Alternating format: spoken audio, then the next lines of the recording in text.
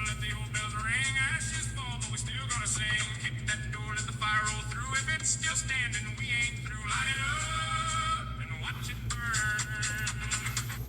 Let's see her bio. There it is, of course. This young woman is spreading happiness and positivity everywhere she goes.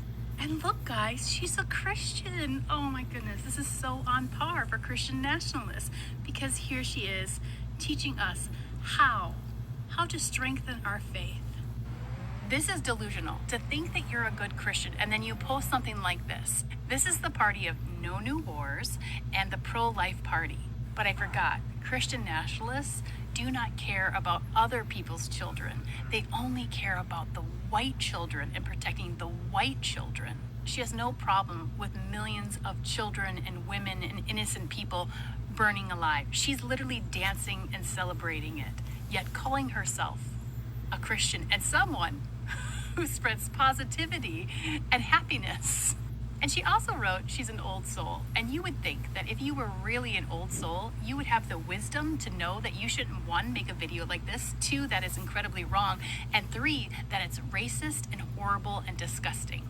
This is a very good example of why people are leaving the church and leaving Christianity behind in the past, because it's this behavior that doesn't match the Word of God. All my love. There's no hate like Christian love. That's the saying, right? Because it's true. And no, it's not indicative of all Christians.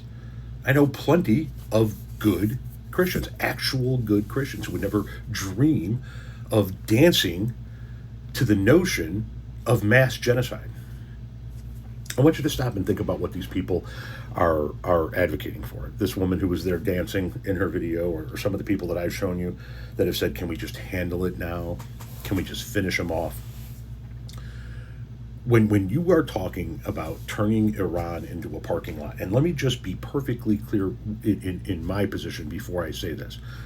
If we see an imminent threat to ourselves or our allies, I have no problem with a preemptive strike. I have no problem with preemptive mass bombing. If there's an imminent threat that's going to cost American lives or the lives of our partners in the region, then I don't give a shit where it's at. Hit it with enough fucking TNT to light it up, you know? When we're done with it, if they say heat and sand makes glass, when we're done with it, it should look like Superman's apartment. However, if we're not in an imminent threat territory and we're just wanting to be done with people we don't like, and you're advocating for turning Iran into a parking lot, what you're advocating for is the mass genocide of 91 million people. And if you advocate for the mass genocide of 91 million people, you don't get to call yourself a Christian. Unless that's what Christianity at the root is really all about. I don't think that's what it's really all about. You are dancing to the idea of 91 million people burning alive. You are a disgusting waste of otherwise useful human DNA.